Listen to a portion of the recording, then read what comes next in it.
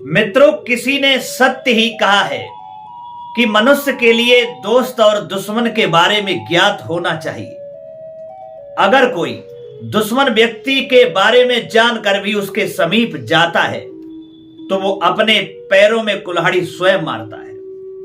नमस्कार दोस्तों, मैं हूं डीके परदेसी। स्वागत है आप सभी दर्शक भाइयों का पुनः हमारे यूट्यूब चैनल परदेसी ज्ञान में।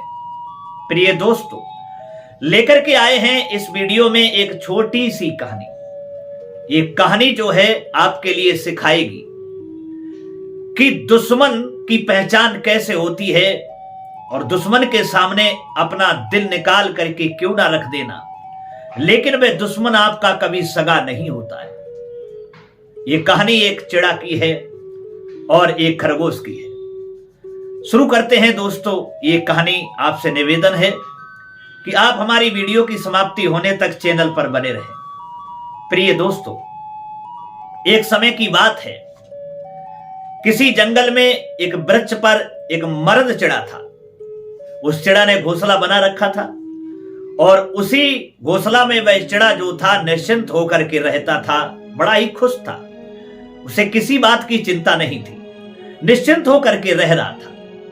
थोड़े समीप उसके भोजन की अच्छी तरीका से व्यवस्था थी।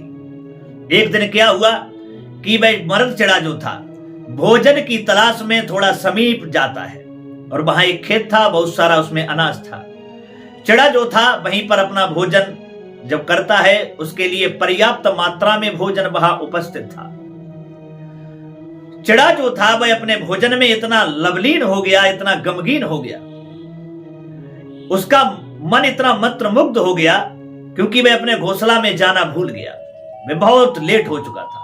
इधर दोस्तों क्या हुआ, एक खरगोश था, उसी वृक्ष के पास में पहुंचा। वृक्ष छोटा था, ऐसा वृक्ष था जिस पर खरगोश चढ़ जाए।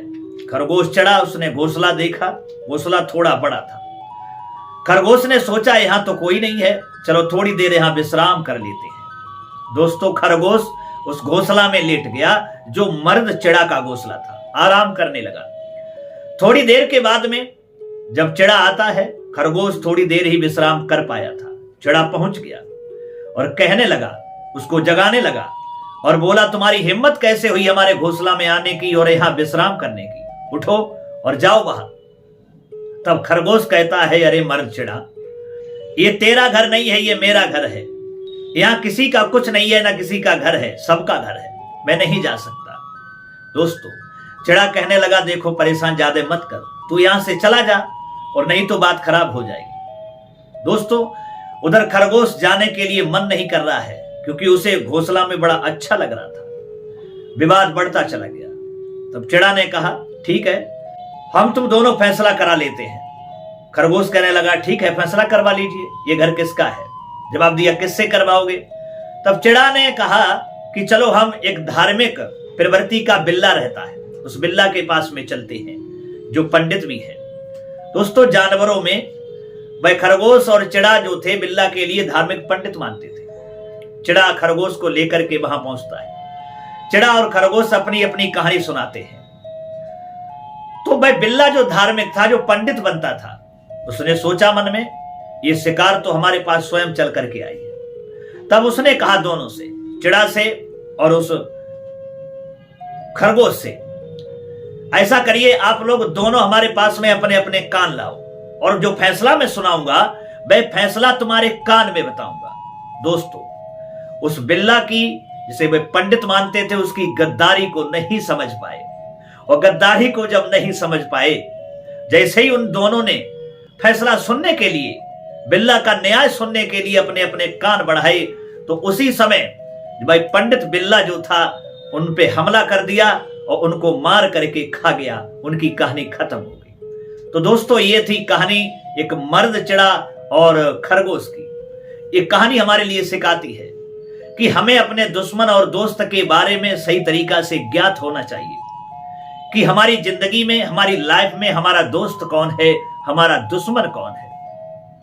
और यदि हमें अपने दुश्मन के बारे में सही तरीका से जानकारी है, हम उसके बारे में अच्छी तरीका से जानते हैं कि ये हमारा दुश्मन है, हम चाहे दिल निकाल करके इसके सामने अपना क्यों ना रख दें, लेकिन ये हमारा सगा नहीं होगा, और फिर भी हम उसके निकट जाते हैं, उसके समीप जाते हैं, तो वह हम पर वार जरूर करेगा, हमारे साथ धोखा अवश्य करेगा।